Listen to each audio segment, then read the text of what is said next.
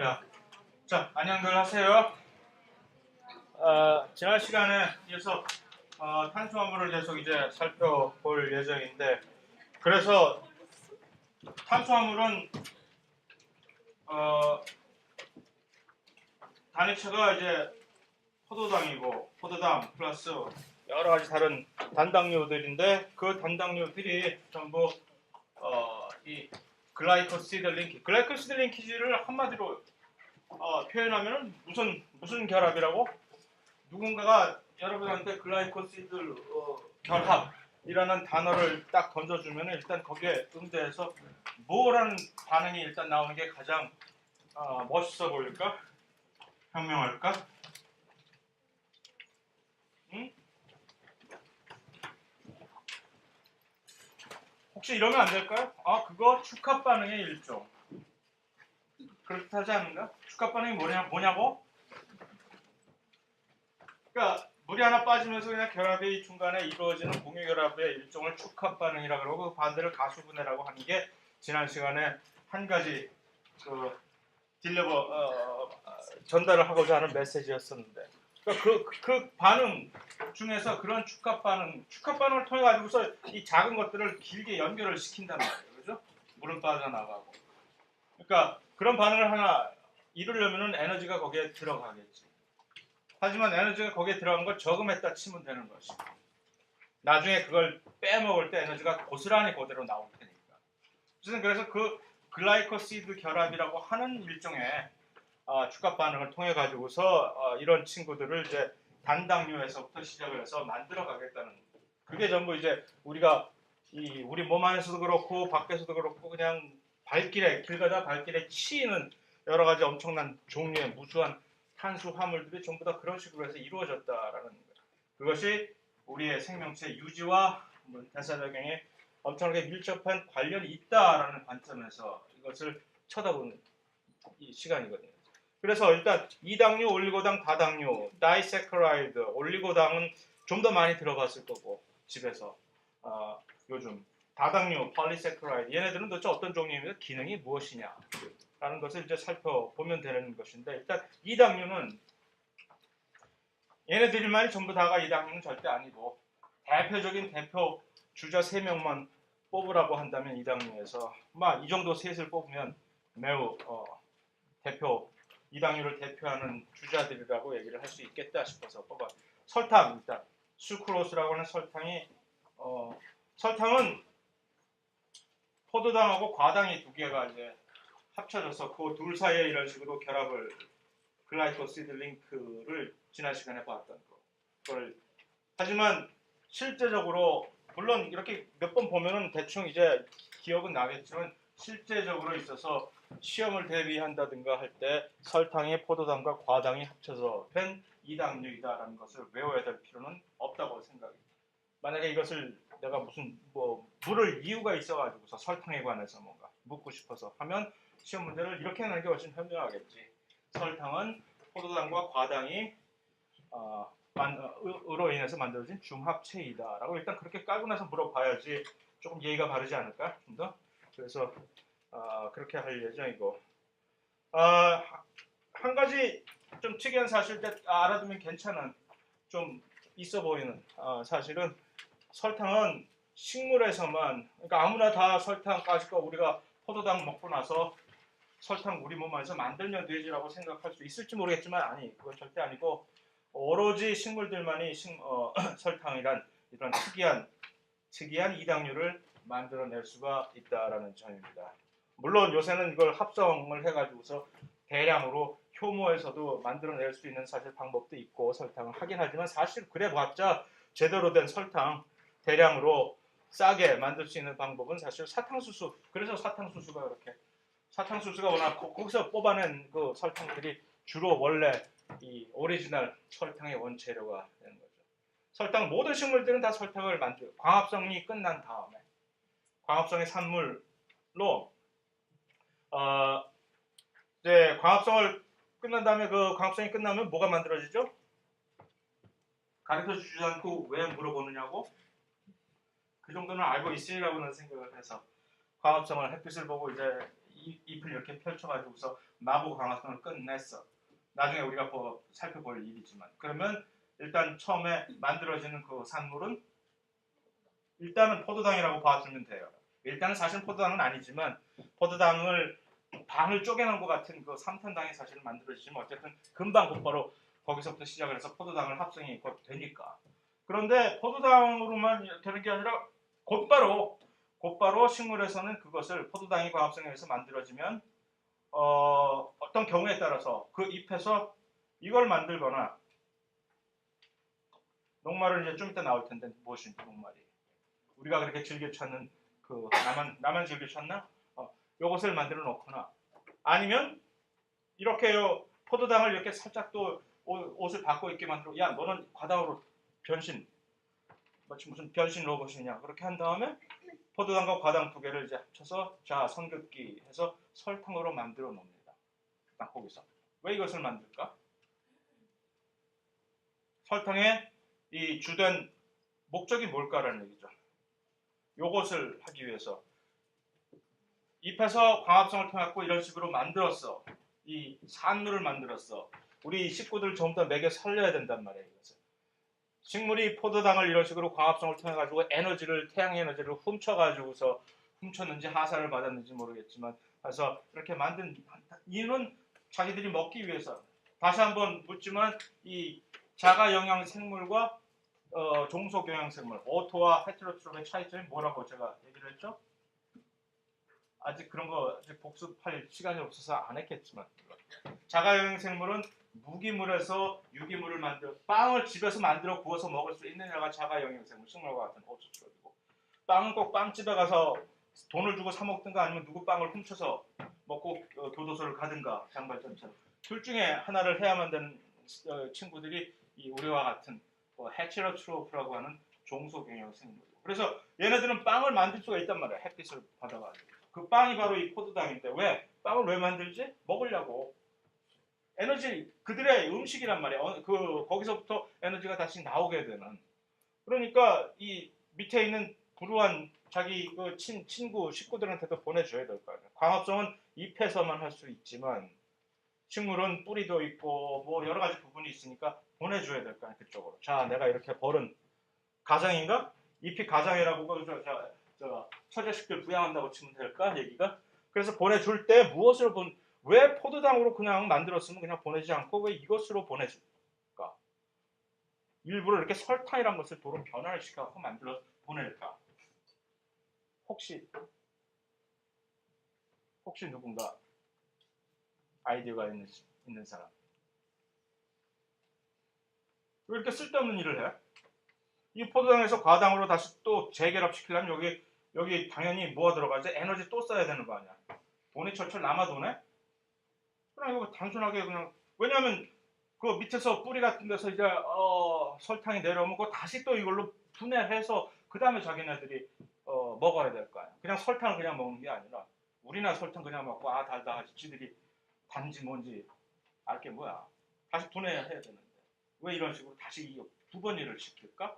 그래서 이제 우리는 그것을 운반용하고 그러니까 이게 무슨 뭐 에너지용으로 쓰는 것도 아니고 좀 이따 나올 녹말처럼 완전히 훨씬 더 장기 보관용으로 창고에 쌓아둘 빵용으로 만드는 것도 아니고 이게 순전히 완전히 운반을 할 용으로 설탕을 만들어내 가지고 우리를 즐겁게 해줬단 말이야. 덕분에 고마워. 그래서 왜 그럴까? 워낙 마음이 착해서 식물들은 우리에게 기쁨을 언제나 주기 위해서 이것이 운반용 당이 로 굳이 쓰여지는 왜 운반용 당이 필요하며 거기에 대한 클루가 여기 사실 하나가 있는데 소위 말하는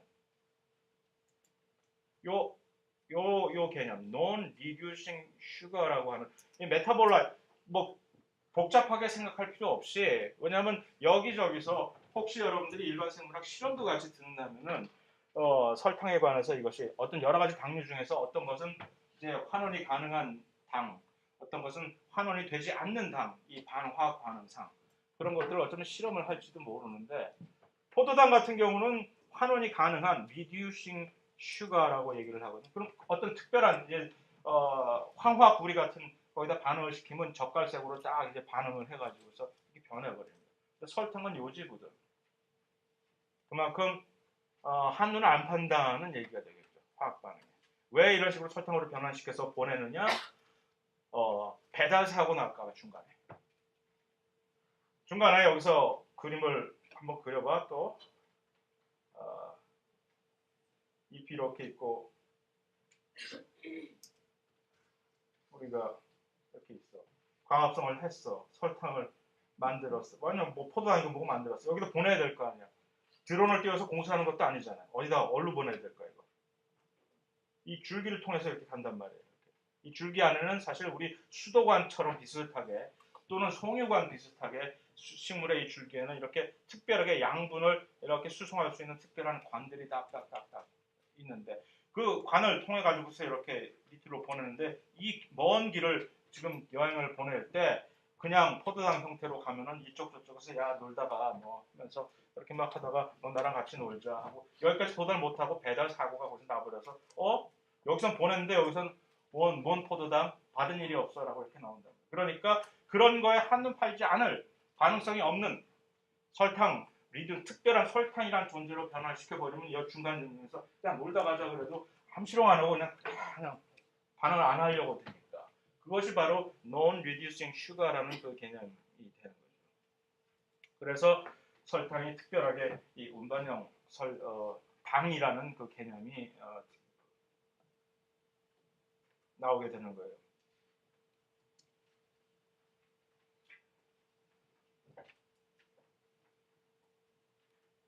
반면에 이 메가당이라고 하는 말토스라고 하는 건 또 역시 마찬가지로 이것이 포도당 두 분자가 이렇게 글리코시드 결합을 통해 갖고 축합 물 하나 빠지고 해서 이렇게 결합이 됐다 한 이당류이다라는 것을 외울 필요는 전혀 없고 또 한 가지 특이한 점은 조금 메가당에 비해서 메가당이 여러 가지 다른 이당류들에서 약간 특이한 점은 이거는 사실은 합성 산물이 아니라 처음에 포도당 두 개를 처음부터 시작을 해서 이렇게 그래 해서 무슨 뭐 융반용 특별한 이 메가당은 동물하고 효모에서만 볼 수가 있는데 이것이 무슨 뭐 식물에서의 설탕에 필적하는 비슷한 기능을 하는 운반용 당이다 아니올시다.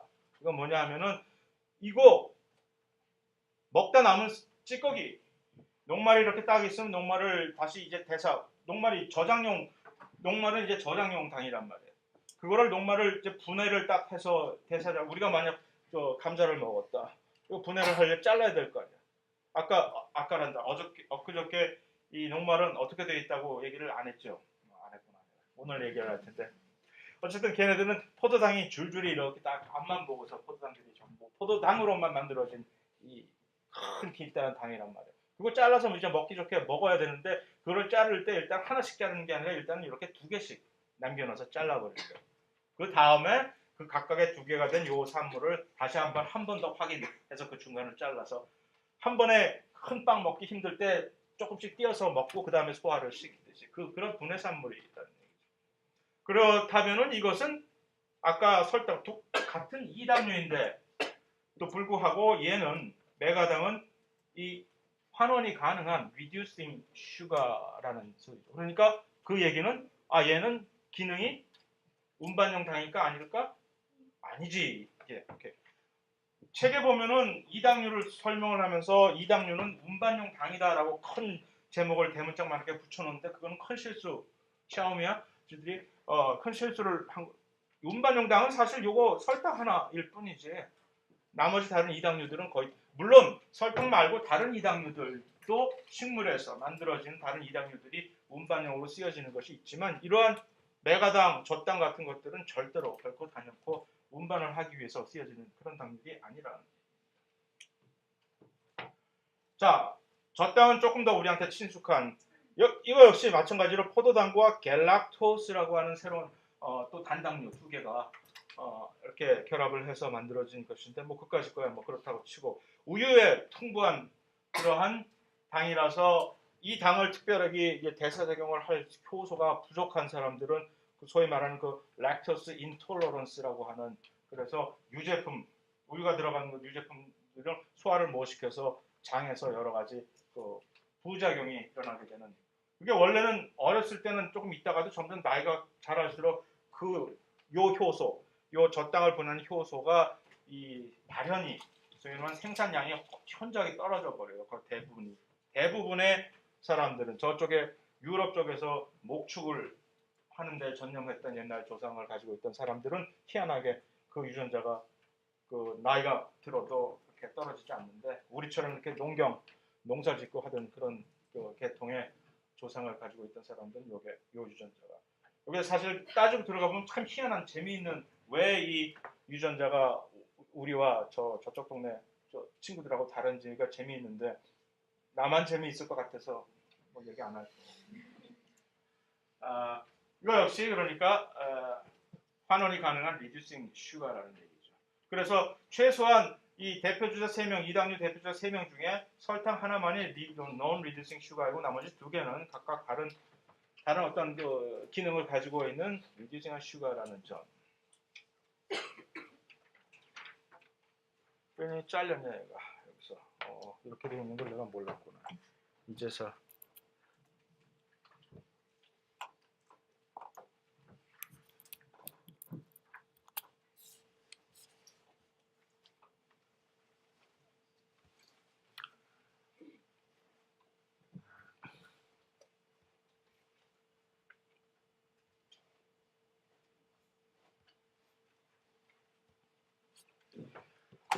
오케이.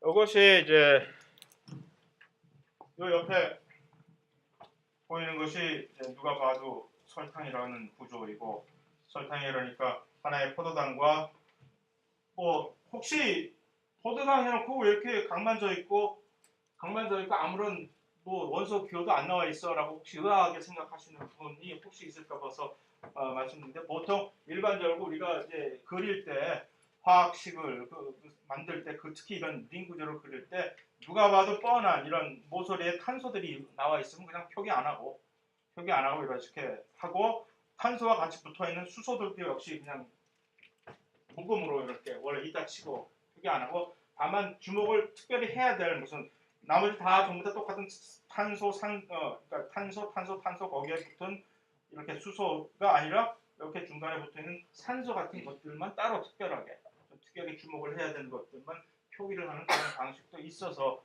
설탕을 이런 식으로 좀 난잡하게 표현을 했다라는 얘기인데 어쨌든 이 포도당과 지금 과당이 두 개가 중간에 이런 식으로 글리코시드 결합을 이제 알파 결합으로 이렇게 한 거란 말이에요. 그런데 아니 베타 결합이지. 수크랄로스는 요 설탕하고 좀 비슷하게 생겼죠? 여러분들 딱 보면은 이름 자체도 수크로스와 수크랄로스네. 이들의 차이점이 뭐야? 두 개가. 요게 CL이라고 하는 염소 3개가 갖다 붙어 있는 거 외에는 나머지는 전부 다 동일한 일종의 이당류. 이당류가 얘네들은 그냥 자연적으로 존재하는 이당류가 아니라 어떤 회사에서 특별한 목적을 가지고 합성을 해낸 합성 산물입니다. 설탕 준해서 설탕 비슷하게. 이걸 처음에 무슨 용도로 만들었을까? 이것을 처음에 이 살충제용으로 만들었어요.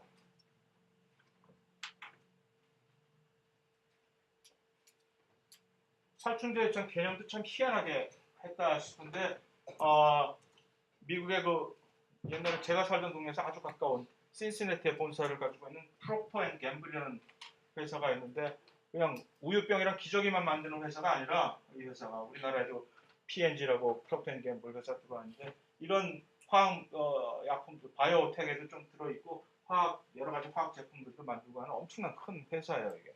여기서 이제 살충제를 새로운 신개념 살충제를 만들어 보자라고 해가지고서 이게 도대체 무슨 살충제가 되겠다는 얘기야 하는 얘기는 설탕 이 벌레들이 식물을 공격하는 이유가 요거 노리고서 공격을 하는 거거든요.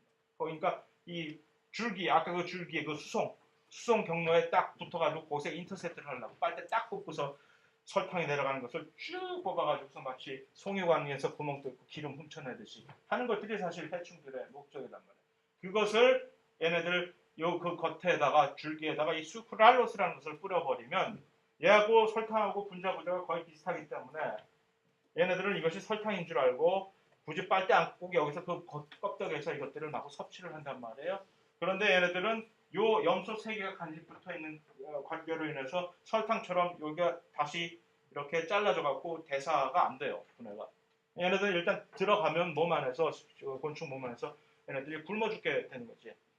설탕을 먹긴 먹었는데 난 설탕인 줄 알고 계속 먹었는데 계속 먹어도 왜 이렇게 배가 고프지 하면서 계속 먹고 이제는 아유 배불러 했는데 영양분은 뭐 얻을 게 없으니까 그래서 죽는 건가 하면서 이렇게 그냥 아주 그러니까 얘네들 생각에는 이 프록터 앤 gem블사 친구들의 생각은 굳이 화학적으로 아주 나쁜 막 이상한 화학약품 뿌리면 무슨 환경 호르몬이 뭐니 해서 인체에도 해롭고 그러니까 이런 식으로 해서 하면 아주 친환경적인 조금 속도가 느릴지는 모르지만 어쨌든 이게 정도일 것이다라고 개발을 많은 돈을 내서 했어요.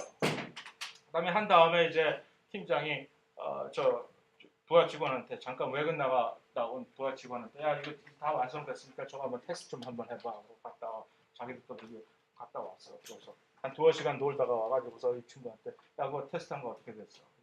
예 했습니다. 테스트. 아주 달던데요. 그러니까 이거 화들짝 깜짝 놀라. 뭐? 너 지금 그거 먹었단 말이야? 예 먹었는데요. 엄청 달아요. 그러니까 테스트 하라는 얘기를 잘못 듣고 테이스트라는 얘기를 듣고서 먹었어 이거. 근데 엄청 단 거야. 달아요 이게. 진짜 설탕이 한 500배 이상의 당도를 가지고 있게 되거든. 가만히 있어. 이거를 곤충한테 먹일 게 아니네 이거죠. 우리가 먹자. 곤충은 지금 무슨 곤충? 먹자. 그래서 이것이 바로 이 새로운 인공 설탕. 옛날에 이거 이전에는 예를 들어서 무슨 사카린이라고 해서 사카린이라고 하는 그런 빨간 봉투에 든 저기 스타벅스에 지금도 가 보시면은 빨간 봉투에 들은 거는 그 설탕 이 사카린 계통이고 브라운 백 계통에 보이는 요거는 그 수크랄로스라고 되어 있는 이런 것들. 그래서 이 화학적으로 이제 구조가 다르긴 하지만 어쨌든 이게 좋은 게 곤충도 마찬가지로 우리 몸 안에 들어가도 얘는 절대로 대사가 안 된단 말이야. 그대로 빠져나와요. 그러니까 무슨 칼로리 걱정 없이 마음껏 쳐드세요 할 수가 있는 거지.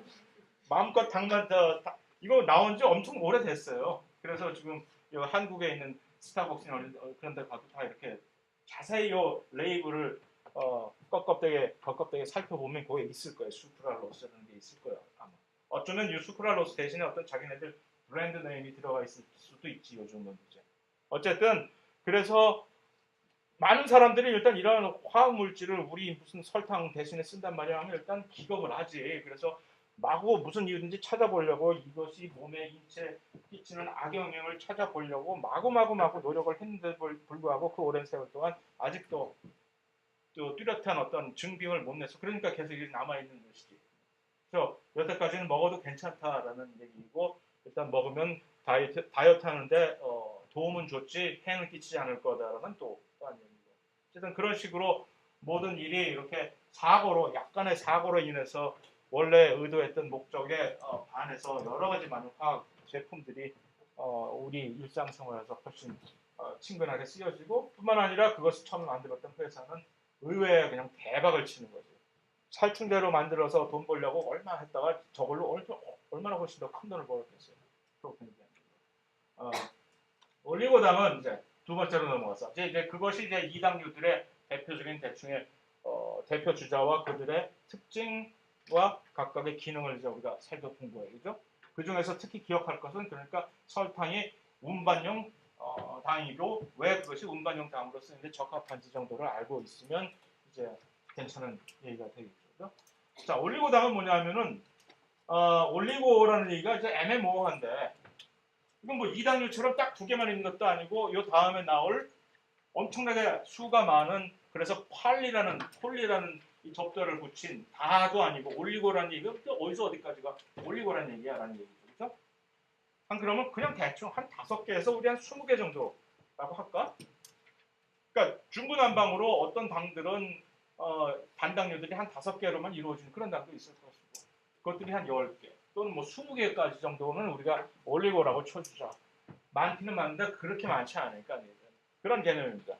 근데 이 올리고당은 물론 올리고당이 건강에 좋다고 해가지고 요즘 막 설탕 대신에 올리고당을 많이 우리 음식에 넣고 하는데 그것은 2차적인 우리만의 문제이고 원래 올리고당이 여러 가지 생명체 안에서 만들어지는 이유는 일단 이제 첫 번째로 당 단백질이라고 하는 지금 여기 좀 나와 있는 이 친구들이 전부 한결같이 당 단백질을 이제 표현을 해주고 있는 그림인데 그러니까 이제 이것이 뭐냐면 세포막을 이렇게 표현한 막의 일부분에 세포막을 이렇게 쳤는데 그 친 세포막에는 그냥 세포막이 있는 것이 아니라 중간중간 사이에 초콜릿에 알몬드 하나씩 박혀 있듯이 단백질들이 쫙 박혀 있단 말이에요. 다른 단백질. 그런데 그 단백질들이 그냥 단백질로 박혀 있는 것이 아니라 전부 한결같이 세포막에 박혀 있는 단백질은 거의 almost 100%가 이렇게 왕관들을 쓰고 있어요. 위에 바깥쪽으로 이런 식으로 당분이 올리고당들이 끼어 있는 거예요. 그 올리고당의 이 모습들이 전부 천차만별로 다 각양각색이고 그것뿐만 아니라 너만 그래 나도 그래 하고 이 지질 이 다음에 나올 이 리피드 지질들도 어떤 이 세포막에 꼭 같이 이렇게 들어가 있는 어떤 일부 지질들은 직접 이 올리고당을 자기가 이렇게 같이 부착을 해 있는 그런 것들도 있고 얘네들이 왜 이렇게 이런 식으로 이상한 희한한 왕관들을 쓰지? 참 멋들 엄청 부리네. 바깥으로 보이려고 외부로 제일 노출이 되어 있는 이 친구들이니까 화장을 좀 하는 모양이지. 남들한테 집안에서 있는 게 아니라 바깥에서 있으니까 외출복 플러스 어떤 화장 개념으로 맞아요. 화장 개념이야 사실 이것이. 이 당이 요거 제일 알기 쉬운 당 단백질의 이 인식 표지로서의 역할을 우리가 어디서 금방 이해를 들 수 있냐면은 우리 적혈구 세포 표면에 있는 여러 가지 이런 당들로 인해서 어떠한 형태의 당을 가지고 있으면 넌 A형, 넌 B형, 넌 둘도 안 가지고 있으면 그냥 진짜 완전히 그냥 아무것도 없네 넌 대머리야? 그러면 O형 이런 식으로 이렇게 구분을 하는 것들이 바로 그 혈액형 ABO 혈액형이라는 얘기입니다. 그래서 적혈구 표면에 이러한 다른 형태의 당들을 가지고 있어가지고 그래서 그것을 기화로 우리의 항체들이 얘는 우리 편 가다가 이거 뭐야 이상한 당이네 이거 우리 편 아니네 부시자 뭐 하고 하는 인식 이 당들을 이렇게 바깥에 갖고 있는 이유가 서로 교신을 할 때 마치 이렇게 더듬이처럼 고충의 더듬이처럼 난 이런 모양을 가지고 있으니까 이렇게 너하고 이렇게 교신할 수 있어라든가 나야 나 잊어버리지 마 하는 이런 서로 간의 인식을 이런 올리고당을 가지고서 활용을 하고 있다는 거예요. 자, 다당류에는 일단 친근한 요 녹말과 글라이코전, 글리코겐이라고 알려져 있는 글라이코전이 있을 것이고 둘 다 기능이 똑같아요. 녹말은 식물에서의 그 기능을 우리 동물에서 글라이코전이 수행을 해주고 있는 것과 똑같은 일을 하고 있는 것이고 일단 살펴봅시다. 이 녹말은 포도당이 그냥 쭉 있는 거예요. 포도당이 100개건 뭐 200개건 300개건 포도당들이 계속 줄줄이 알파 링키지로 얘기해서 그래서 바로 이 녹말이 계속 한쪽 방향으로 보고 있는 동일한 포도당들이 이렇게 글리코시드 결합을 이루고 있으면 그런데 그렇게 계속 줄을 이루고 있으면 이게 긴 선을 이렇게 이루고 있으면 자연적으로 이렇게 나선 구조가 되거든요. 길게 있으면 리본을 길게 가지고 있으면 리본이 저절로 이렇게 둥글둥글하게 이렇게 휘어가듯이 그런 식으로 포도당을 길게 그런 형태의 이렇게 나선 구조를 일직선으로 이렇게 취하고 있는 그런 형태를 우리는 아밀로스라고 얘기해요. 아밀로스. 그 다음에 그 중간에 이렇게 약간 가지를 칠 수가 있게 만들어 놨거든요. 그 중간에 가지 쳐가지고 다시 계속 그것을 훨씬 더 확장을 시키자. 그럼 우리는 그것을 가지친 그런 똑같은 식의 이 포도당들이 이렇게 줄줄이 연결된 것을 아밀로펙틴이라고 얘기해요. 그러면 다시 말하면 녹말은 주로 언제나 우리가 볼 때 녹말은 아밀로스와 아밀로펙틴 두 개가 아밀로스와 이렇게 아밀로펙틴이 중간중간에 이렇게 연결된 둘 다 이 빨간 선으로 이렇게 그리고 있는 것들은 전부 뭐로 구성되어 있다고 지금 포도당들로만 포도당들의 무슨 결합? 알파 결합으로만 돼 있는 것이지만 이렇게 중심에 중간에 이렇게 선형을 나선형으로 이렇게 폼을 잡고 있는 애들은 아밀로스라고 얘기를 하고 삐죽삐죽 중간에 이렇게 가지치 형식으로 바깥으로 삐져나가는 그런 애들은 아밀로펙틴이라고 얘기하는 그런 특별한 이유가 있는 겁니다. 그래서 보통 얘기해서 왜냐하면 흔히들 일상생활에서 우리가 녹말을 얘기할 때 어떤 사람들이 나와가지고서 뭐 아밀로스와 아밀로펙틴이 어쩌고저쩌고 막 특히 영양학 또는 영양에 관해서 뭐 신문지상에서 나와서 얘기할 때 그렇게 얘기하는 경우들이 많아요. 그럴 때 뭐야 녹말 배우긴 배웠는데 그런 소리는 들은 일이 없는데 아밀로스와 아밀로펙틴이 뭐야? 라고 그 점을 보완시켜 드리기 위해서 여기서 구분하는 것이고 그래서 이제 포도당이 계속적으로 알파 결합만 해서 그 외 포도당 외에는 다른 어느 것도 찾아볼 수가 없는 거예요. 녹말에서는. 그죠? 아주 순수한 단일 민족이죠. 누구네들처럼. 식물에서만 만들어지지 물론 이 녹말 역시. 그런데 저장용으로 예를 들어서 광합성을 한 즉시에 이따가 내가 나중에 먹어야지 하고 자기 냉장고에다가 집어넣는 경우도 있고 식물 잎에서 또는 우리 불쌍한 내 동생 갖다 줘야지 하고 동생한테 보내면 설탕을 통해서 동생이 형 고마워 받고서 거기다가 훨씬 더 이제 축적해 놓는 그거를 우리는 고마워 하고서 이렇게 캐내는 것이 감자요 고구마요. 그래서 녹말 덩어리들이 이제 그런 식으로 저장용으로 쌓아둔 것을 우리가 좋잖아. 저장용을 하면 우리도 같이 그래서 우리에게는 녹말을 분해할 수 있는 효소들이 엄청 있잖아요. 뭐 아밀레이즈라고 하는 우리 치마에 있는 녹말 분해 것들이 아무 문제가 없는 거죠. 우리는 그 식물이 저장해 놓은 그 녹말을 언제나 탈취해 온 그 진화의 역사를 가지고 있었기 때문에. 그래서 이것은 엽록체 안에서 이렇게 합성을 시켜 놓는 거죠. 그래 가지고 좀 더 보내야 되겠다. 그러니까 광합성이라는 것은 엽록체라고 하는 그 특별한 식물의 그 기관 안에서 엽록체 우리가 무엇인지 들여다볼 예정이지만 나중에 그 안에서 시작이 되고 끝나는 것인데 그 안에서 녹말을 완전히 합성을 해버리단 말이에요. 이렇게 쌓아두는 거예요. 사실 식물의 잎을 전자현미경으로 이렇게 쭉 보게 되면은 그냥 기름 덩어리 같은 것들이 쫙 허옇게 보이는 것들이 엄청 많은데 그것들이 전부 다 그런 식으로 이 녹말을 자기들이 쌓아두고 있는 거예요.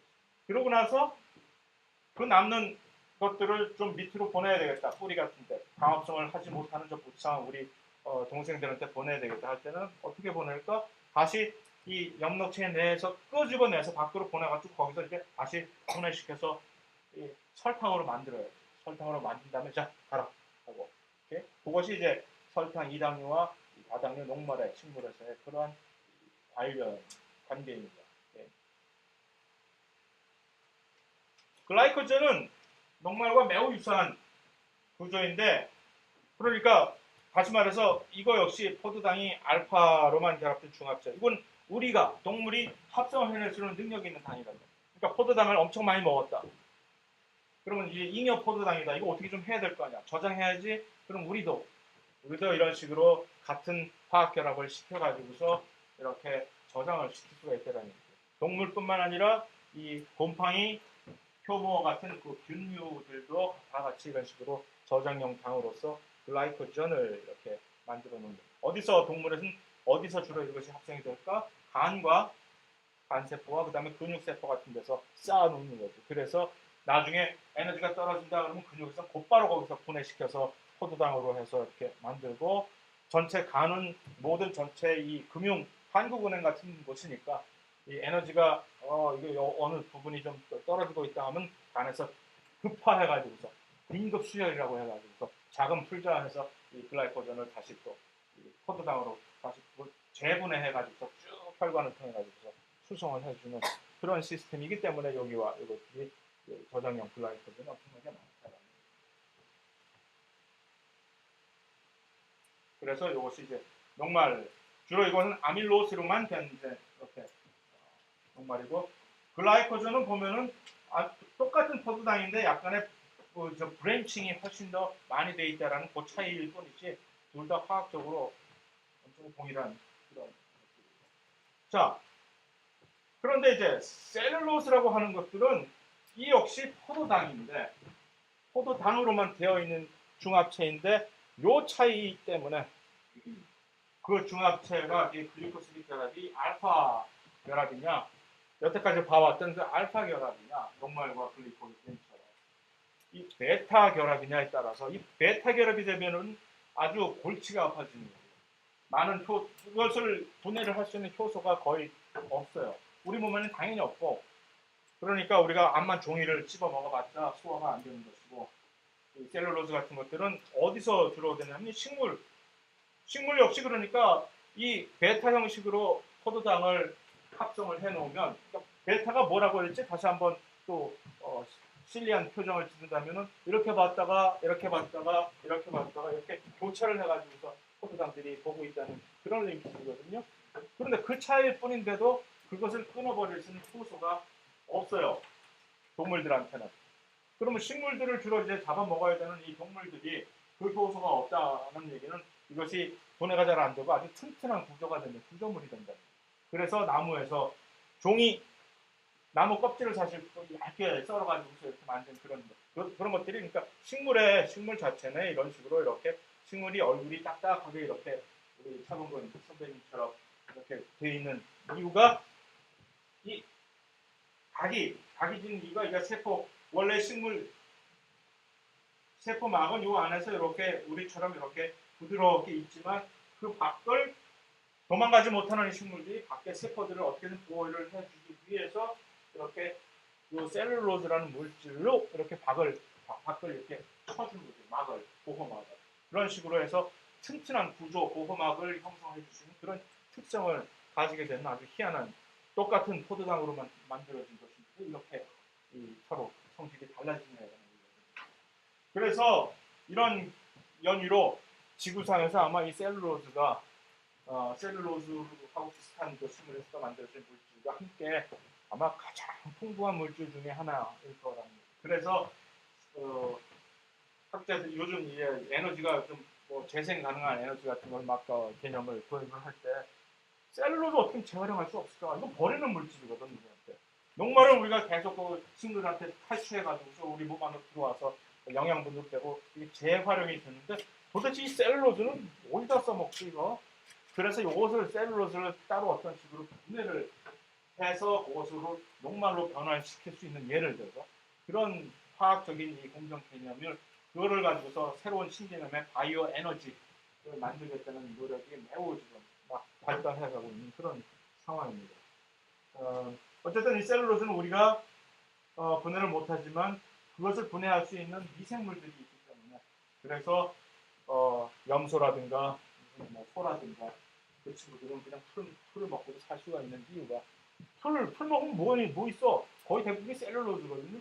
근데 그걸 먹고도 할 수 있는 이유가 그들의 장에는 이것을 분해시켜주는 그 미생물들이 같이 살아가고 있기 때문에 그게 가능해요. 자, 카이틴이라고 하는 이것은 셀룰로즈하고 엄청 비슷한 물질이에요. 그 얘기는 셀룰로즈처럼 기능이 뭘까? 카이틴이 세포 벽 같은 이런 구조와 보호를 제공을 해주는 그런 역할을 할 수가 있겠죠. 카이틴을 어디서 볼 수가 있느냐 하면은 곰팡이 같은 데서, 균류의 세포 벽에서.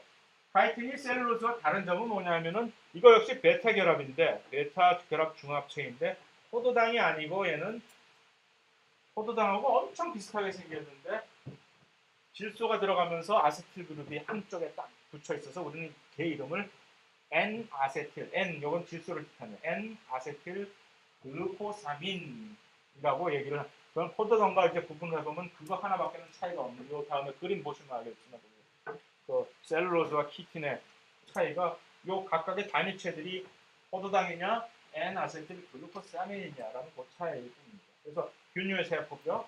그 다음에 곤충들이 우리가 딱정벌레나 뭐 그런 거 밟으면은 바삭하고 소리가 나면서 부서져 버리는 이유가 바깥에 바깥 껍질이 그들에게서는 우리의 몸 안에 있는 뼈와 같은 부식을 해주기 때문에. 그래서 우리는 몸의 내부에 뼈가 있어서 엔도스켈리톤이라고 하지만 그 곤충이라든가 새우라든가 하는 그런 각각류 등을 바깥에 있는 그것들이 그들의 골격이기 때문에 외골격, 엑소스켈리톤이라고 하는 겁니다.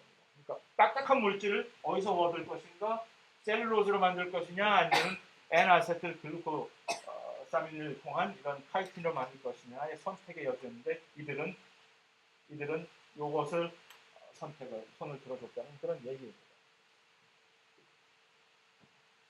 그래서 이것이 이제 셀룰로즈 형태, 이것이 카이틴을 이루고 있는 각각의 단위체, 이 포도당과 이것과 차이가 제가 얘기했던 대로 이 차이 하나뿐이거든요. 여기 요 끝에 얘네들은 그냥 단순하게 OH 수선화기가 있는 데 반해서 얘네들은 그 대신에 질소 N이 들어가 있고 거기에 COCH3 하는 식으로 이런 아세틸 글루코사민이라고 하는 거 N 유닛이 있고 그래서 얘네들 이름이 N-아세틸 글루코사민이고 베탈린 기술이고 하는 그런 얘기입니다. 자, 펩티도글라이칸이라고 하는 것은 뭐냐면은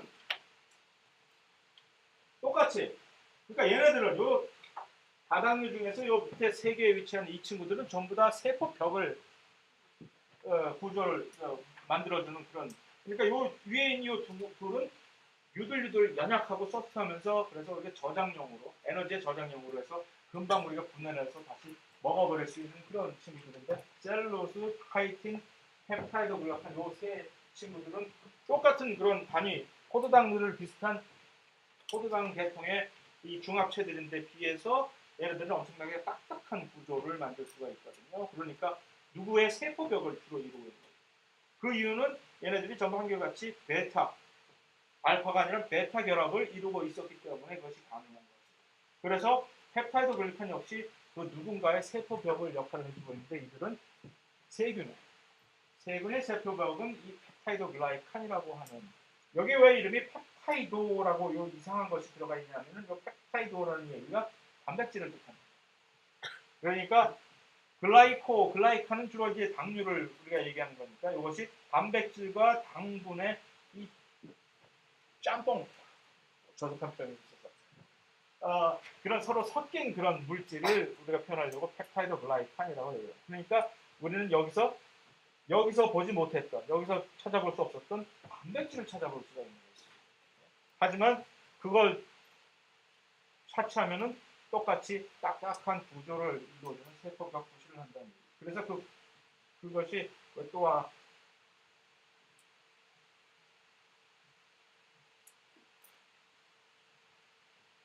이렇게 구조가 엄청나게 어떤 특별한 단백질, 세균들은 이 펩타이드 글라이칸 층이 엄청나게 두꺼운 그런 친구들이 있고 어떤 친구들은 이렇게 얇은 세균들이 있고 그런데 전부 이들을 보면은 각각의 유닛이 요 위에 이런 식으로 이 몇 개의 작은 아미노산들이 이렇게 쭉 몇 개를 가지고 이 하나의 단백질 펩타이드라고 그렇기 때문에 요것과 펩타이드와 당이 같이 연결되어 있어서 펩타이드 글라이칸이라고 하는 얘기입니다. 뭐 여러분들이 가지고 있지 않은 그림이니까 별로 신경 쓰지 않아도 된다는 얘기예요. 그냥 보여주는 내가 괜히 자랑하고 싶어서 내가 이만큼 많이 안다라고 자랑하려고 지금 보여주고 있는 그런 그림이 있고 넘어갑시다. 괜히 내가 잘난 척 해봤자 뭐 하겠어요. 자, 두 번째 리피드는 그나저나 자 이런 까만 바탕으로 하는 게 훨씬 보기가 좋아요? 아니면 하얀 바탕 옛날처럼 하얀 바탕 슬라이드가 훨씬 보기가 편해요? 까만 게 전부들 다 그래? 그러면 까만 걸로 계속 얘기를 해야 될 것이고 자 지질을 살펴보기 전에 다시 한번 탄수화물에 대한 이런 비슷한 특성을 다시 한번 짚고 넘어가서 대조를 한다면 모든 탄수화물은 우리가 뭐라고 얘기를 할 수가 있을까? 극성, 그렇지. 극성에서 물과 친할 수밖에 없는 그것이 탄수화물. 그런데 아주 그와 대조적으로 이 지질이라고 하는 이 그룹의 모든 이 유기화, 보분자 물질들은 이렇게 비극성이면서 그렇기 때문에 소수성, 물하고는 어떻게 해서든지 어울리지 말았으면 하겠다는 요 특성이 탄수화물과 이 지질을 이렇게 사실은 이 지질을 나머지 다른 세 개의 물질과 이렇게 구분을 이렇게 명확하게 구분시키는 이 특성이 바로 얘네들 지질만이 아주 특이적으로 두드러지게 비극성과 소수성을 띠고 있다는 그런. 그래서 얘네들은 물 대신에 극성을 띠지 않는 그런 물과 같은 액체가 있다. 그것을 우리는 유기용매라고 얘기하는 거예요. 그래서 벤젠이라든가 또는 석유 계통의 그런 물 같은 그런 것들에는 얘네들이 녹지. 그래서 기름때 같은 걸 할 때는 드라이 클리닝을 맡겨야 물에 빨지 말고 물 빨래 하지 말고 드라이 클리닝을 해서 그런 기름때는 기름으로 빼야 된다라는 그런 개념이 사실 이런 데서 우리가 일상생활에서 흔히들 쓰여지는 그런 논리이고 그래서 이런 몇 개의 대표적인 지질을 구성하는 소그룹들이 있습니다. 그래서 우리가 흔히 잘 알고 있는 이 지방이라고 하는 것과 또는 잘은 모르지만 왁스라고 해서 웩스라고 해서 이 초 같은 것들, 양초 같은 것들을 이제 웩스라고 하는데 잘 그렇게 명확하게 화학적으로 규명이 되어 있지, 디파인은 되어 있지 않지만 어쨌든 주로 식물 같은 데서 특별하게 합성을 해내는 그런 특별한 종류의 지질을 이제 웩스라고 얘기를 하고 제일 중요한 생명체를 유지하는 데 없어서는 안 되는 인지질이라고 하는 파스폴리피드라는 것이 있고 또 그만큼 중요한 스테로이드 계통의 지질, 콜레스테롤에서 시작을 해서 그 다음에 뿐만 아니라 우리가 잘 흔히 생각하고 있지 않은 이 바이타민들 중에서도 물에 녹는 C 계통의 바이타민 C 말고는 B나 C 말고는 전부들 A, D, E, K 계통의 이 바이타민들은 물에 잘 녹지 않는 그 지용성 바이타민들도 역시 다 지질의 일부분이고 하는 그런 얘기고 이거는 뭐 이 시간에 이런 것들은 보지를 않을 것이고 이것만 이렇게 특징들을 살펴볼 예정입니다. 그래서 처음에 지방을 먼저 살펴보면은 다시 한번 그 똑같은 쓰임을 우리가 다시 답습을 하는 거죠. 어떤 고분자 중합체가 있으면 그것을 이루는 단위체는 무엇이냐를 먼저 물어야 되는 거죠. 지방하면 무엇으로 이루어집니까? 지방은 지방산으로 이루어졌다. 오케이. 결국 지방산과 지방을 우리가 흔히들 보통 어떤 섞어서 인터체인저블리하게 얘기를 하는데 그게 그런 관계에 있구나라는 것을 확인하는 거예요. 지방산들이 모여서 마치 단당류들이 모여서 녹말과 같은 다당류를 만들듯이 지방도 지방산들이 모여서 하나의 큰 지방 덩어리를 만드는 것이구나 하는 그 관계를 성립을 한 다음에 그럼 일단 지방산에 대해서 먼저 알아야 되겠지? 넌 누구냐? 탄수화물을 단당류를 처음에 우리가 규명을 할 때 어떻게 규명을 했었죠? 탄수화물의 경우 단당류. 탄소가 어떤 것들을 우리는 탄수화물이라고 딱 찍어낼 수가 있는 말이에요. 누가 여러분한테 시험지에다가 뭐 이상한 화학식을 딱 보여주면서 이것이 지방이니 지방산인지 탄수화물 단당류인지 아니면 무슨 단백질 아미노산인지 그것을 구분하라고 딱 찍었을 때 할 수 있겠느냐는 얘기죠. 이런 문제를 내겠다는 얘기? 모르지. 하지만 아니 그랬을 때 어떤 규명 어떤 뭐 규칙이 있어야 될 거 아니에요. 그죠? 그랬을 때 탄수화물을 어떻게 규칙을 우리가 세웠죠?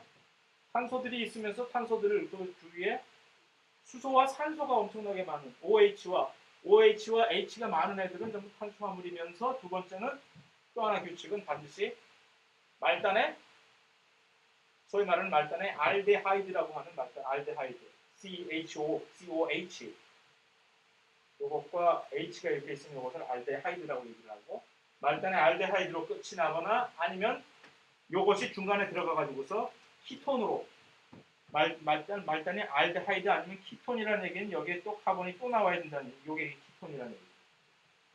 키톤이나 알데하이드로 끝나게 되는 그런 것들을 전부 우리는 단당류, 탄수화물이라고 정의를 했잖아요. 그와 비슷한 맥락으로 지방산은 우리가 어떻게 규명을 할 수 있냐면 일단 말단에 얘는 카르복실기를 가지고 있고 지방과 실제적으로 탄수화물을 구분을 못할 일은 절대 없어요. 생활에서. 제가 여러분한테 두 개를 딱 보여주면 누가 봐도 얘는 지방이고 지방산이고 누가 봐도 얘는 탄수화물이라는 그게 충분히 혹시 내가 이런 식으로 법을 여러분들 줬다고 해서 이제부터 외워야 되는 거야. 누가 탄수화물이고 누가 지방산인지 그럴 이유가 절대 없다는 얘기죠. 그냥 이런 누가 딱 봐서 저 친구가 동양인이다 저 친구가 서양인이다 그걸 모를 수가 있나? 그냥 길 가다가 그만큼 이렇게 서로 구분이 명확하게 가능한 얘기인데 자 말단에 카복실기가 이렇게 있으면서 중간에 엄청나게 긴 탄화수소라는 얘기가 뭐죠? 지난 시간에 얘기했던 탄화수소 이름 그대로 탄화수소 탄수하고 수소만 있는 거예요. 탄화수소의 대표적인 물질 탄화수소로 이루어진 대표적인 물질 석유 이렇게 이루어져. 그게 중앙에 이렇게 자리 잡고 있으면서 그 다음에 말단에 칼복슬기 하나만 있으면 끝. 그게 바로 지방산이다. 그러면 그게 그렇다면은 이런 성질이 혹시 있다는 걸 혹시 우리가 알아차릴 수가 있을까?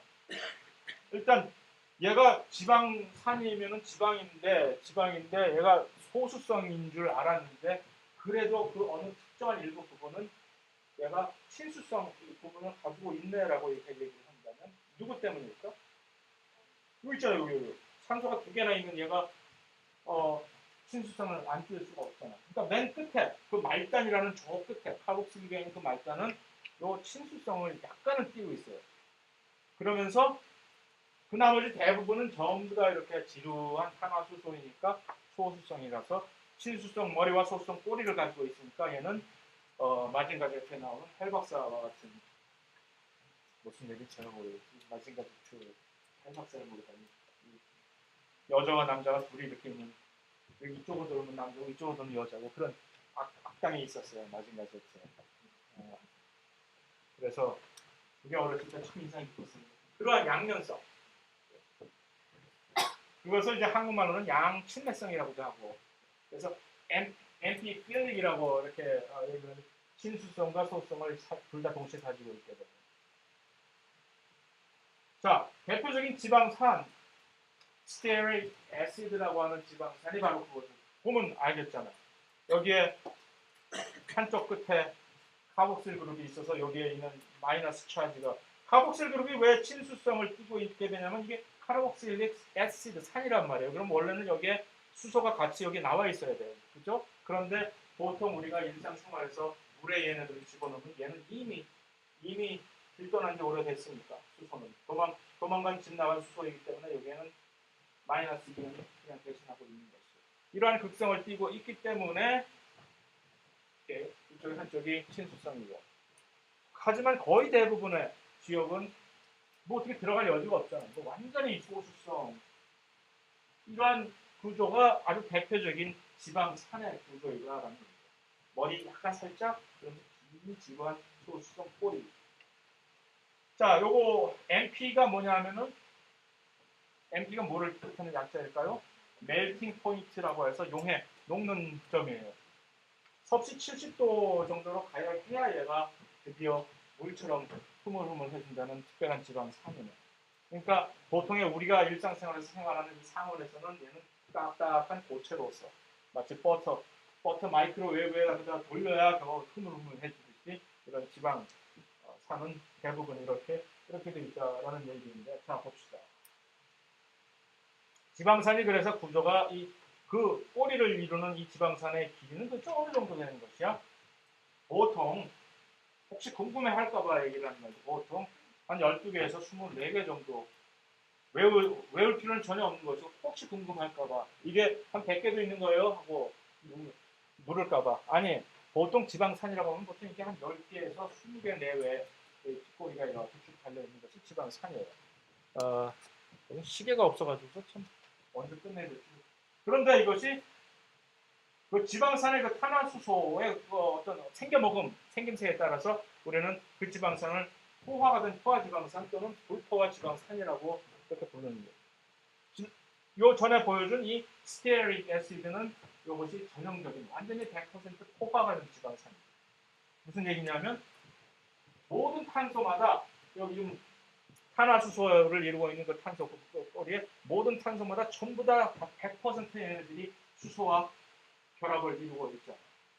그래서 여기서 100%그 포화 세츄레이션 된 것이고 불포화는 그럼 어떤 식이냐면 이것이 바로 불포화 지방산의 하나의 얘기죠. 리놀레이 가스라고 해서 지금 탄소의 개수는 두 개가 좀 똑같아요.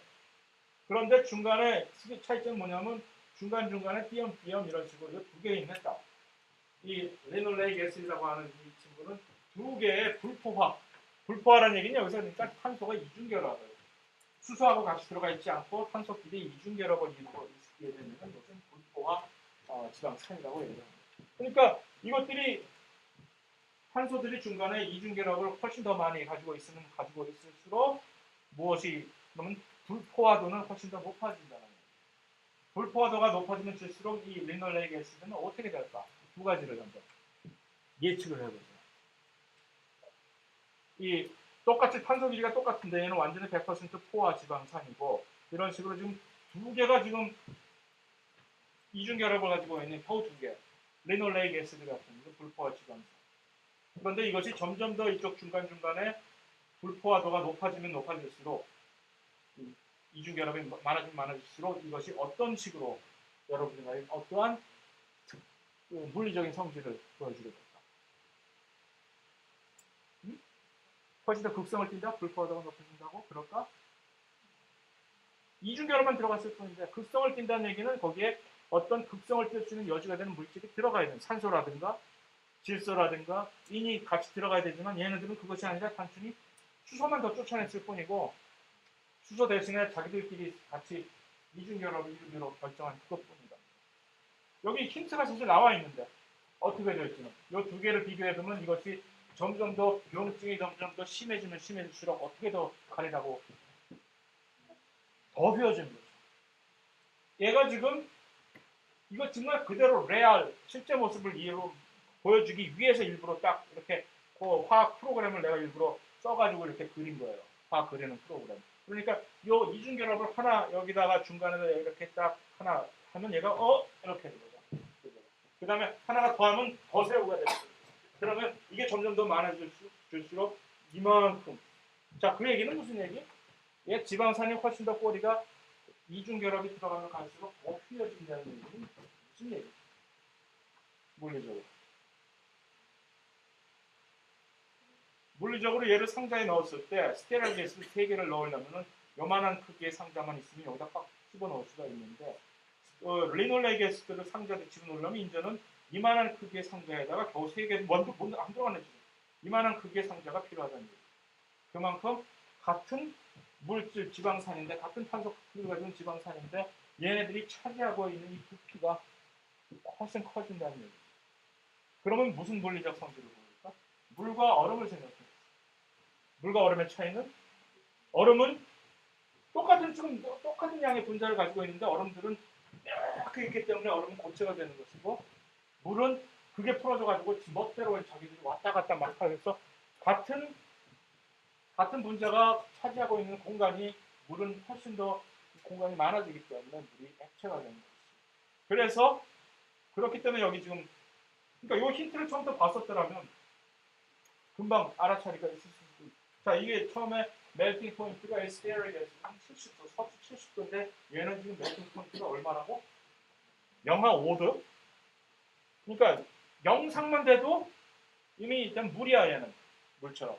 그래서 얘네들은 식용유가 상온에서 그냥 물이고 식용유나 그 버터나 똑같이 같은 지방산으로 이루어진 것인데 식용유들은 상온에서 이렇게 액체이고 버터와 같은 동물성 지방들이 고체인 이유가 이런 포화, 불포화 정도가 얼마나 다르냐에 따라서 이렇게 차이입니다.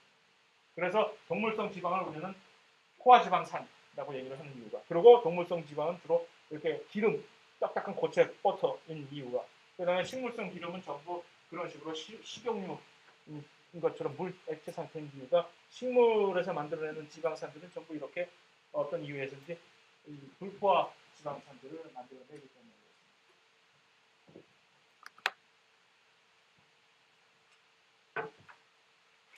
자, 이 지방산들이 모여가지고서 지방을 만든단 말이에요. 그것이 기름이 됐든 오일이 됐든 그러니까 지방 하면은 fat, 지방과 오일을 다 같이 합해서 지방을 얘기를 하는 거예요. 그죠? 그럴 때 이런 지방산들이 모일 때 한 가지 특징은 딱 3명밖에 못 온다는 거예요. 그 단당류들이 오듯이 단당류들이 포도당들이 무슨 300개, 400개, 500개가 쭉 가가지고서 하나의 큰 농가를 이룰 수 이런 것과는 다르게 지방을 만들 때 있어서 겨우 최대한으로 올 수 있는 참여할 수 있는 한 번에 참여할 수 있는 최대 지방산의 개수는 딱 3개. 그래서 내가 허경환 선생님을 지방으로 비유한 이유가 그거밖에 안 되거든. 안만 해봤자. 미안해. 너무 느끼게. 하지만 이 똑같은 이 축합 반응인데 얘네들은 이제 에스테 결합이라고 조금 예쁜 이름을 붙여줘가지고 에스테 결합이라는 사실은 원래 과학적에서 이 산소를 사이에 두고 이렇게 누군가 공유결합을 벌이고 있게 되면 우리는 이제 이것을 에스터 결합이라고 얘기하는데, 이것들이 글리세롤이라고 하는 특정한 이 알코올이 있어요. 글리세롤 많이 봤을 거예요. 약국에서 많이 파는 그 글리세롤, 그 알코올이 끝에가 이렇게 끝으로 이 OH가 끝나는 것이 알코올인데, 이 탄소가 3개 있어서 글리세롤이라고 얘기하는데, 이것과 이 카복실기, 지방산의 머리 부분이 카복실기라고 얘기했잖아요. 이 카복실기의 이것과 OH, 얘네들이 같이 결합을 이렇게 하려고 하면은, 그러면 중간에 얘네들이 떨어져 나가고 산소를 사이에 두고 뭐가 이렇게 공유 결합을 맺고 있는 것처럼 보이기 때문에 이 결합을 에스터 결합이라고 얘기를 하는데, 이러한 디테일은 하나도 중요한 것이 아니라 이 에스터 결합이라고 하는 이름 자체가 결국은 축합 반응의 일종이라는 것만 알아두는 거예요. 똑같은 글리코시드 결합과 에스터 결합을 한번 컴페어 앤 컨트래스트, 비교를 해보시오. 같은 점이 무엇이고 차이점이 무엇인지라고 만약 묻는다면 둘 다 에스터와 글리코시드 결합은 둘 다 축합 반응이다. 그러니까 연결하기 위해서 물 한 분자가 빠져나가서 두 가지 공기결합을 이룬다 하는 것과, 차이점은 글리코시드 결합은 당류들 사이에서, 단당류들 사이에서 이렇게 이루어지는데 비해서 이 에스터 결합은 지방산들끼리가 이루는 그런 결합이다라고 이렇게 쉽게 얘기해 버리면은 끝, 뭐 110점이 되는 그런 결과이 되겠죠. 그래서 이게 아까 얘기한 그 글리세롤의 구조, 단위 구조이거든요. 탄소 3개에 각각의 알코올, OH가 3개 있죠. 그렇죠? 뭐 왜 알아둘 필요는 없지만, 그러니까 각 부분마다 각 OH를 가지고 있는 그 세 부분마다 지방산들이 하나씩 들어가서 이런 식으로 결합을 할 소지가 생기는 거죠. 그렇기 때문에 지방산이 최대한으로 참여할 수 있는 맥시멈 개수가 3개밖에 안 되는 것입니다. 글리세롤하고 어쩌다 붙기로 생각했었기 때문에, 글리세롤 대신에 훨씬 더 이 탄소와 알코올이 대신에 훨씬 많은 화학 물질이 만약에 있었다면은 지방산이 훨씬 더 많이 가서 붙을 수가 있었고, 그런데 그런 물질이 지금 없는 관계로 딱이 글리세롤밖에 없어서 이렇게 되는 것이지, 누군가가 나중에 만든다고 치면은 만들 수 있지. 합성생물학을 통해서 그렇게 해서 글리세롤과 비슷한데 탄소 구조가 훨씬 더 이 OH기를 많이 가지고 있는 그런 물질을 만들어낸다는 하나의 판을, 그러면 얼마든지 갖다 넣을 수가 있다는 거예요. 그래서 이런 식으로 이렇게 만들어서 물 3분자가 빠지겠죠. 이쪽으로 선도진들은 그래서 결국 어떤 지방을, 이 지방이 포화지방입니다, 불포화지방이다라고 하는 건 순전히 완전히 여기가 이렇게 돼 있는 애들이 몇 개냐에 따라서, 그러니까 3개의 지방산이 가서 붙을 수가 있으니까 그 3개의 지방산이 모두 똑같은 종류의 지방산이 가서 붙을 필요도 없는 거죠. 어떤 지방산은 불포화가 가서 붙을 수도 있고 어떤 지방산은 포화가 가서 붙을 수도 있고 하는 식으로 자기네들끼리 하나의 자유가 여기에 있는 거예요. 그런 식으로 해서 여러 가지 다른 종류의 지방산들을 3개들이 가서 붙어서 하나의 큰 지방으로 만들어낼 수가 있는 것이고. 자, 그래서 포화지방산, 불포화지방산을 얘기를 하는 김에, 왜 그런데 그러면 불포화지방산이 아까 보여줬듯이 계속 이런 식으로 이렇게 휘는지, 새우등이 구부러지는 것처럼 휘는지 그냥 그림으로만 보여드렸지만, 사실 왜 그런지 혹시 의아하게 왜 이거 꼭 휘어야 되지? 휘어야 되는 이유가 지금 요 두 개의 화학적 둘 다 탄소 2개에다가 수소 4개를 가지고 있는 똑같은 물질인데, 요 두 차이점이 뭐죠? 얘네들이 어떤 이성질체예요? 지난 시간에 배웠던 구조 이성질체, 기하 이성질체, 그 다음에 거울상 이성질체, 셋 중에 어떤 이성질체예요? 기하 이성질체. 왜? 한쪽은 지금 R이라고 하는 것이 그냥 어떤 특정한 그 그룹을 얘기하는 거예요. R. 여기서 R은 수소가 아닌 어떤 특정한 유기 엘리먼트를 주로 R이라고 표현하는데, 이 R이 얘네들은 밑에 지금 탄소 이중결합을 중심으로 해서 밑에 지금 전부 다 내려와 있고, 이러한 배열을 우리는 뭐라고 한다고 그랬죠? cis. 같은 쪽에 있다라고 해서 cis. 그런데 이 밑에 빨간 색으로 표현된 이 탄소는 이 R이 어디에 있냐면은 한쪽은 밑에, 한쪽은 위에 있죠. 그래서 이것은 뭐지? 트랜스라고 하는. 그래서 이것이 cis 트랜스 아이소모라고 하는 기하 이성질을 보여주고 있는 것인데, 지방산에서 이중결합을 가지고 있는 지방산들, 불포화 지방산들은 희한하게도 인체 또는 모든 생명체, 살아있는 생명체 내에서 발견되는 자연적으로 발견되는 모든 지방산들은 전부 이 시스예요. 시스를 그런 식으로 시스로 이중결합을 붙여보면 어떻게 되냐면 그 한 번 붙일 때마다 이게 각도가 휘어져 버리게 돼요. 산소 뼈대가. 그래서 우리 생명체 안에서 발견되는 모든 불포화 지방산들이 이런 식으로 큰 부피를 그러지 않고 한쪽은 이렇게 했다가 다른 쪽 이중결합이 있을 때 그 반대쪽으로 이렇게 방향을 틀어서 트랜스로 하나 한 번만 만들어줘도 이렇게 휘어졌던 각도를 다시 되돌릴 수가 있거든요. 이게 지금 두 개 똑같은 화학식을 가지고 있는 하나는 올레이 게시드고 하나는 엘라이디 게시드고 하는 두 개가 하나는 이게 이중결합이 트랜스로 만들어 버리면은 이런 식으로 일정하게 이렇게 지방산 꼬리가 이렇게 일렬로 쓰게 만들 수가 있는데 비해서 자연적으로 보이는 시스 형태를 가지고 있는 올레이 게시드는 이렇게 휘어지게 되어 있거든요. 그게 지금 이렇게 금방 입증이 되겠지. 그래서 모든 인체 내에 있는 또는 모든 생명체 내에 있는 그 지방들이 전부 시스인데, 자 식용유를 우리가 마저린으로 바꿔서 이제 먹잖아요. 식용유를 빵에다가 발라 먹으려고 하면 좀 그렇잖아. 안 떠지잖아. 적셔서 먹을 수도 없고. 그래서 그 식용유를 버터 비슷하게 고체 비스무리하게 완전한 버터처럼 아주 센 고체는 아니지만 그래도 약간 딱딱 비스무리하게 그렇게 만들기 위해서 어떻게 할까? 여기다가 인공적으로 이중결합에다가 식용유는 이중결합이 엄청나게 많잖아요. 식용유는 천연적인 물질이니까 전부 그것이 시스 이중결합으로 되어 있죠. 거기다가 수소를 붙여서 훨씬 더 포화 상태를 좀 높이는 이것을 우리는 이 수소 첨가 하이드로저네이션이라고 얘기를 하는데 식품 만들 때. 그런데 인공적으로 그렇게 할 때는 원래 천연 상태로 이 이중결합은 전부 시스로만 되어 있는데 하다 보면 그런 식으로 인공적으로 수소를 붙이다 보면 이것이 틀어져 가지고서 시스가 트랜스로 바뀌어버리게 돼요. 그 위치가. 그래서 그것을 우리는 트랜스 지방이라고 얘기를 하는 거거든요. 그럼 인공적으로 이런 식으로 수소 첨가를 하게 되면은 이런 식으로 우리가 새로 만들어버리는 새로운 지방산 형태. 그래서 그 이중결합이 트랜스로 이렇게 가서 붙게 된 그런 것들을 우리는 이 트랜스 지방이라고 얘기를 하거든요.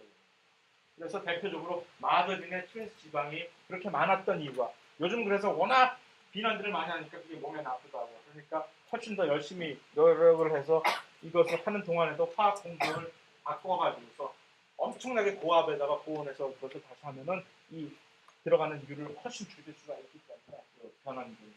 그래서 요즘은 많이 문제를 해결했다고들 얘기를 하지만 어쨌든 근본적으로 이 트랜스 지방의 근원이 트랜스 지방이 무엇이며 어떻게 생겨나는 것이냐. 그 다음에 훨씬 더 중요한 것은 왜 몸에 나쁘다는 것이지? 도대체? 정확한 이유는 잘 모르지만 우리가. 어쨌든 트랜스 지방은 똑같은 지방인데 우리 몸에 엄청나게 나쁘대. 뭐가 더 특별히 나쁘다는 얘기지? 이 심혈관계에 보통 혈관을 막히게 만드는 것들을 주로 총체적으로 우리는 관상동맥 질환이라고 얘기를 해거든요. 그러니까 이 트랜스 지방이 몸에 들어가서 혈관을 돌릴 때 얘네들은 분해가 시스 지방들처럼 금방금방 분해가 안 되고 분해가 잘 안 돼갖고 혈관을 그 등치 큰 애들이 막 훨씬 더 오랜 시간 동안 돌아다니다가 이상한 다른 애들하고 같이 결합을 해가지고 훨씬 더 고체화시키고 뭐 해서 혈관을 막아버리게 하고 하는 것이 대표적인. 그래서 전체적으로 피가 잘 안 돌고 혈관이 막혀버리고 그러면 곧 죽게 될 수도 있고 심각한 관상동맥 질환. 그다음에 간 역시 간이 주로 뭐 하는 데인가 하면은 아까 글리코겐을 합성하는 그런 장소이기도 하지만 또 엄청나게 많은 지방들이 전부 다 간으로 가서 거기서 분해가 되는 장소이기도 하거든요. 그런데 간이 질환이 된다는 얘기는 뭘까? 이 두 개가 정확한 이유는 모르지만 이 두 개만 보고서 우리는 유출을 할 수 있는 왜 트랜스 지방이 우리 인체에 그렇게 해를 끼치는지를 우리는 예측을 사실 할 수가 있는 거죠. 그냥 과학적으로. 이 두 개의 사실을 유출해서 이것 때문에 아마도 트랜스 지방이 몸에 나쁠 것이다. 그냥 지방은 우리 몸에서 잘 대사하게 되죠. 분해가 되잖아요. 근데 트랜스 지방은 분해가 안 된단 말이야. 간 질환을 일으킨 이유도 아마 분해가 잘 안 돼서 그럴 것이고 관상동맥 질환을 일으킨 이유도 혈관에서 분해가 안 된 채로 또 떠돌아다니서 그럴 것이고 왜 그럴까요? 왜 얘네들은 우리는 분해를 못하는 것일까? 거울상 이성질체를 다시 한번 생각해 봅니다. 어떤 특정한 똑같은 물질인데도 불구하고 그거 하나 조금 다르다고 해서 우리 효소들은 갑자기 나 너 몰라. 나 본 적도 없어. 나 몰라. 갈래. 이렇게 돼서 그냥 내버려 두는 것이 바로 그런 것인데 아마 비슷한 똑같은 일이 아마 여기도 벌어질 거예요. 지방인데 똑같은 지방이 분해를 하긴 해야 되는데 효소들이 그냥 좀 이상하다. 어째 뭐 못하겠어요. 아이고 해서 아마 그러니까 그 작은 미세한 시스와 트랜스의 구조적 차이에 의해서 때문에 이 효소들이 그것을 대사를 못하는 그런 이유. 오케이, 자 그만. 더 이상 나가지 말고 필수지방산 비슷한 얘기긴 하지만 여기서 끊고 차라리 정리를 오케이. 그래서 오늘 한 게 뭐라고? 머릿속에 다시 한번 잘 몇 개를 떠올리면서 주말을 잘 보낼 준비를 하시기 바랍니다.